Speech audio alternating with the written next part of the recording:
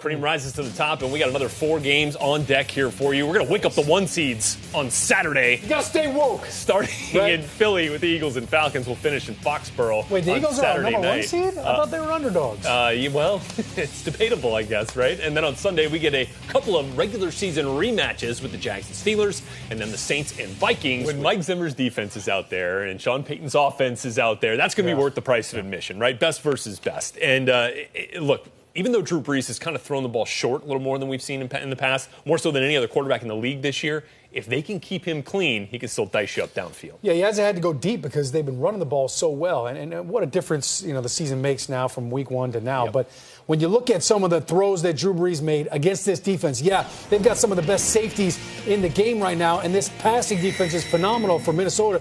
But Drew Brees, when you ask him to carve up a D, look at what he does. I mean, these throws right here, you cannot defend that. It's like the crane kick that Miyagi taught Danielson.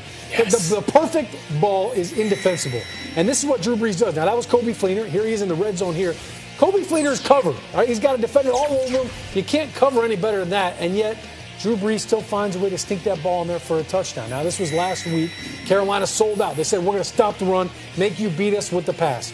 Well, Drew Brees says, hey, fine, I'm up for the challenge. And here's a back shoulder throw on a covered tight end. He sees the defender's got his back to him. He knows, look, I can place this ball on the back shoulder. That man right there, he's the MVP.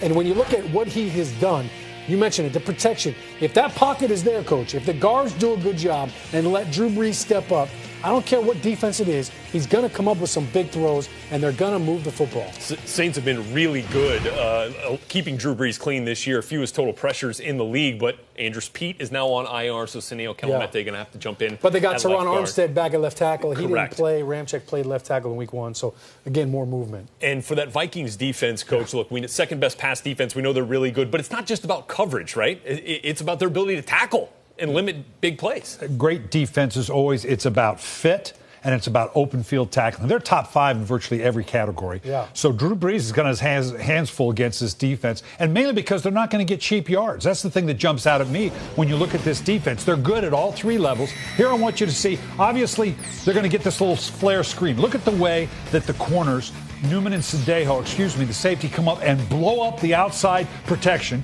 And now you can see Kendricks, the linebacker, just flying in there. They're not going to give you any of these cheap yards on the screens. Now you're going to see, okay, obviously Drew Brees, he's going to want to run the ball. Look at the way Linville inside. Just get rid of it. This reminds you of your old days, doesn't it, Sean? Strong. Just gets thrown away, and watch Harrison here come blowing in. You talk about a defense fitting up. There's a lot of purple that you're looking at when you try to run the ball.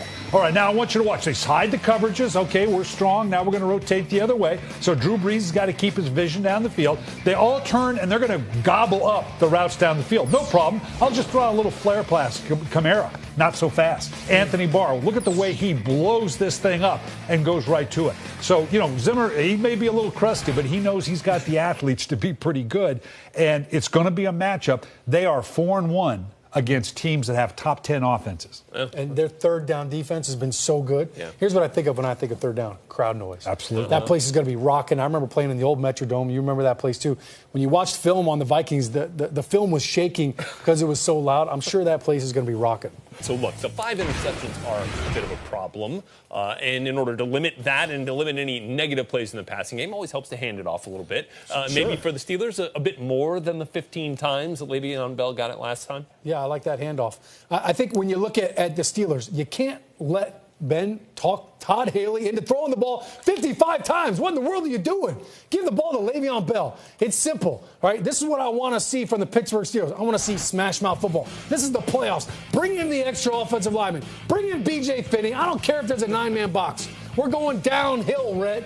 35 Bob right here. Fullbacks leading up on the linebacker. Let the center get to the mic. This is what the Pittsburgh Steelers should do. Don't get cute. Don't try to throw the ball. Now, this is what I don't like. All right, yeah, they got the extra offensive lineman in here, but this play right here, you're going to pull the Castro. I love when he gets involved in the run game, but they're going horizontal.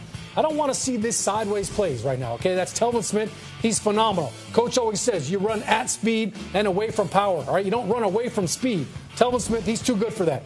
Get downhill. This is what I want to see from the Steelers. Let this offensive line, one of the best O-lines in the league, let them get downhill. Let them edge the defense right there on the shade. Let them get Le'Veon Bell going into this secondary, and then we get to see the rematch. Le'Veon Bell. That's what I want to see. Le'Veon Bell. Nobody's touched the ball more than him this season. The depression in your voice when you're watching East-West running game is evident. I don't like it. You don't like it. North and South, O-lineman always going forward, right? You like to see the touches for Le'Veon Bell, leads the league in that category. Not far behind, though, is Leonard Fournette. And, Coach, it would seem almost equally as important as the Steelers' running game is the Jaguars' ability to run it. And they did it the last time these two teams met. So it would seem like a heavy dose of Fournette is in line again. You better believe it. You know, that's all important. You can't throw interceptions. You got to get Le'Veon Bell playing well. But obviously, if the Jags get Leonard Fournette cranked up for 230-plus yards, total rushing yards like they did against the Pittsburgh Steelers before, it's game, set, and match. And the reason is the Pittsburgh defense isn't fitting up real well in its run fits. Here's what I'm talking about. Against the Jaguars right here, you start right here. They wadded up on the inside pretty good with Fournette, but the linebacker gets stacked in behind this wad of players. Well, Fournette's got pretty good vision. He sees this thing open up, and he's going to cut to the backside because he sees there's no fill. They've overplayed it. The safety comes in late, and they get a big play. Now, this one's kind of interesting. I kind of like this one. A lot of times you'll see the Steelers, a lot of teams do this. They'll do a cross dog with the linebacker. Blood, Coach. Primarily for the pass rush. But against the run, it can disrupt it as well. Except if you get all pulled up in here and you don't have the run fits, there's too many options for Fournette here and here to go. You've got to fit up well when you do these kind of stunts. Otherwise, you're going to get gashed. Now, even when they do match up well, this is a good example. You're going to see the Pittsburgh Steelers, typically, they wadded up well on the inside. You can see in the secondary, they're going to come in and fill. So I've built that wall I'm always talking about, except look on the backside. You're going to see Bud Dupree. He comes in here, and Leonard Fournette goes, wait a minute, I can see this. I'm going to go to the outside. I'm going to go where you ain't. 4-5 speed. You got to have better run fits than what we saw out of the Pittsburgh Steelers the last half of the season.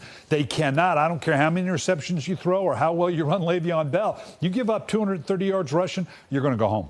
With a look at the Falcons and Eagles, and the Falcons defense coming off an impressive wild-card weekend performance, limiting the high-flying Rams to 361 total yards and forcing a pair of takeaways. And it's that opportunism that's been vital to Atlanta this season. They go 5-1 when they can turn it over 2 or more times. And after his 4-touchdown performance in that Week 15 win over the Giants, his first start for the injured Carson Wentz, it looked like Nick Foles might keep the Eagles' offense rolling down the stretch. However, Foles throwing just 1 touchdown and 2 picks in the 2 games that followed. So as you can see, this Eagles offense with and without Carson Wentz, totally different.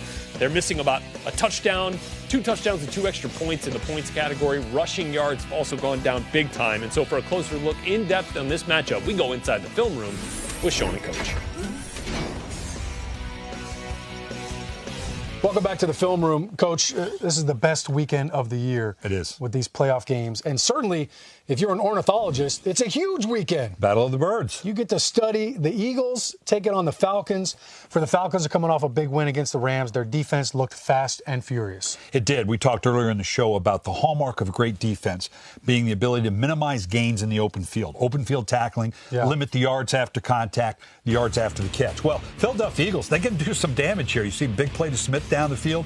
Zach Ertz is obviously a factor. They love these quick screens. They get a lot of big yardage, and they have running backs that can punish you and get those yards after contact, turn little runs into big runs. But the Atlanta Falcons are doing a great job of open field tackling. Here's an example. You're going to see a 3-deep zone. Everybody's turning to drop underneath. Look, they've turned their backs. They're going to take away the play down the field with this whole second level. This should be ready-made for a guy like Gurley in the open field. But what do you see here? You see Brian Poole, the cornerback, come up. Great open field tackle. This should have been a broken tackle for big plays. Good job running his feet. Same thing on the boot here. What happens with the boot? You got a crossing route on the boot here. And the key is, okay, you can see Poole again at the top. He's going to hold off that crossing route a little bit, make Goff question whether I should go there. So I'm going to drop the ball off to Woods. Great, I'm going to get good yards. Look at where he could go if he breaks his tackle. Again, a good open field tackle. And then the screen play. That is always one you look at in terms of, I want you to watch here the linebacker with Deion Jones. He's going to read and react. Look how quickly he reacts to this screen play. Everybody's running screen now. It's a big part of everybody's offense, and he breaks it up right now. And then finally here, this thing should have broken outside to the outside. They get hooked. The tackle and the tight end do a great job. But what do you see on the outside? Keanu Neal. He fits up with the defense. He finishes the defense, builds that picket fence to where the back has to come back inside. So what I'm seeing in Atlanta is a team that's very good at open field tackle. They're going to get tested by the Philadelphia Eagles, but a Atlanta Falcon defense that is really showing that it could be of a championship caliber. Yeah, playoff football, it's always faster. It's always more physical. It's clear that the Falcons, they remember, this is carryover from last year. Absolutely. They played in some big games. They were able to crank it up another couple notches. The question is, can Nick Foles crank it up a couple of notches? Can he lead this Eagles offense, especially in the red zone? Now, the Falcons were great this season in the red zone, forcing field goals. And Nick Foles, look, forget about all the other throws during the game. When you get down in the red zone, Nick Foles, this is what he has to do. This was his first start against the Giants, and look at this throw. This great read right here. He reads man coverage. He knows he's got Zach Ertz one-on-one, and he knows if I throw a good ball right here, this is a touchdown all day long. They've repped this in practice. Nick Foles can make that throw in his sleep, right? Well, then you fast forward the next week, Coach, and it's the same route. It's basically the same throw, and Nick Foles misses. It's great read right here. He sees a single high safety with his eyes. Yeah, I mean, he's got Alshon there, but he goes to Ertz. It's a great decision, just a poor throw. He misses high. You can't miss high in the red zone like that. That's huge right there. You settle for a field goal instead of a touchdown. Same concept, same route, and the same result. Nick Foles, again, it's great recognition. He's having no problem reading the defense. He makes a great decision. It's just a bad throw. This is Cole Trickle. When he misses high. And that's what Nick Foles has to do. You can't injure your tight end like that. You can't miss high. I think for Nick Foles, I have no doubt that he's going to be able to move the chains. He's going to keep him on the field. He can convert third downs. The question is, can he finish drives and can he put the ball in the end zone? Yeah, matching up against Matt Ryan. Philadelphia Eagles and Foles can't afford to trade field goals for touchdowns the way Atlanta may get them. Yeah, it's going to be a fun homecoming for Matt Ryan. He's from the Philly area. That'll be fun to watch. The question is, can Nick Foles keep up with him? Can't wait for this pretty nice little Saturday. Back live with you here on Playbook. Titans and Patriots on Saturday night. And Titans quarterback Marcus Mariota came alive in the final 30 minutes, putting up the highest second-half passer rating of his career in that comeback victory over the Chiefs. A rating aided by that touchdown pass to himself, which, of course, goes down as his first career. Don't show that to Giselle. Tom Brady's first career postseason TD pass was about 17 years ago. He's thrown 62 more since then, most in NFL playoff history. Also tossed 32 dubs during the regular season en route to securing the AFC's top seed for the 7th time since 2000. So, Sean, the age-old question here. How do you beat Tom Brady? Well, I know the simple answer is you got to pressure him, but it's a bit more complex than that. Yeah, it's easier said than done. And it's not, you can't blitz him because he's going to hurt you. So you got to get pressure with your front four. Maybe add a fifth rusher in that. But you got to get pressure over the guards. He steps up in the pocket so well on the edge rushers. If you could get somebody to do this, I'm sorry, Joe Thuney, I got to put that on there, but he threw Joe Thuney out of the club for wearing jeans. This is another way you can get pressure right here. All right, this is the Titans a couple weeks ago. The twist game, Coach. Watch this shorten the corner right here. That slanter brought the left tackle in, and now it shortened the edge for Rakpo. Now he gets to the quarterback quicker. All right, they did a great job of it last week against the Chiefs as well. This is a three-man twist right here. They're going to bring Wesley Woodyard, the linebacker, in on this. This is a Dick LeBeau special right here. All right, look at him moving the left guard. That shortens the path for the linebacker. Now he's coming down the bow of the quarterback. This is A-gap pressure. It's not a blitz, and it's not just a linebacker standing there. It's the twist game that's allowing that pressure to happen. And it seems like the key is to hit Brady, to sack him. When you do that in the postseason, the Patriots are under 500. Sack him more than 3 times, hit him more than 7. Coach, it seems like Rob Gronkowski is usually scheme or matchup immune, but if anybody can draw it up, it's Dick LeBeau, right? Yeah, but he's had trouble with the tight end. You saw it last week against Kansas City. Until Kelsey went down, they were kind of up and down the field. They know they're going to have the same problem with Rob Gronkowski. And it's the same type of route. So you're going to see a 3-level throw. Kelsey's in the middle of, you got a deep, an intermediate, and a flat. They find that soft area in behind the zone. And obviously Kelsey had a big first half obviously getting into the lead. Well, Gronkowski does the same thing, a little bit different. You can see him in the slot. Rather than clearing out, they have a deep crosser. He's in that same intermediate area with a flat guy underneath. So obviously, whether it's man, whether it's zone, you got to be conscious of where the tight end, in this case Gronkowski, is going to be. Now, the four verticals, everybody does this. This Travis Kelce is as good as anybody, as is Rob Gronkowski. Again, you're going to see a single high defense. The guy running with him isn't going to do it. The free safety has to come over the top. How many times do we see against Pittsburgh, as we see here? This isn't a 3-by-2, but Rob Gronkowski, again, the free safety's not to be found. One-on-one down the field, this isn't going to happen. He's going to stay up to the top of the numbers. So obviously they've got to take what they saw from before and realize, okay, we got to do a better job on Gronkowski than we did on Kelce. And Gronk versus Dick LeBeau coach defenses, averaging about 6.5 receptions, nearly 100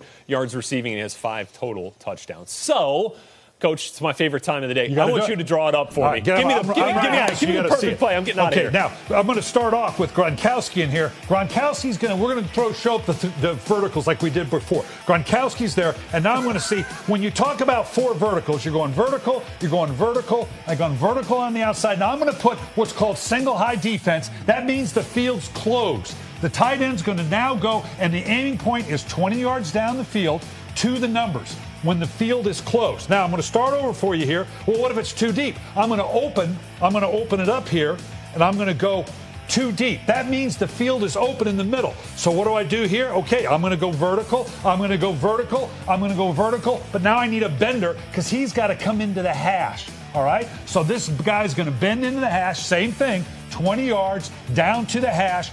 Field open, love field the bender. Close. Obviously, Tom Brady loves this. Whatever you do. The only other thing is you can go man. We saw that didn't do real well for the Pittsburgh Steelers. I think the Titans are a little bit better at playing that man than, obviously, the Pittsburgh Steelers. I love the perfect play. All you need to do is go on a bender and you get the perfect cheer. Is that what you said? A bender will do That was the Cliff Notes. Perfect play and you get the perfect cheer.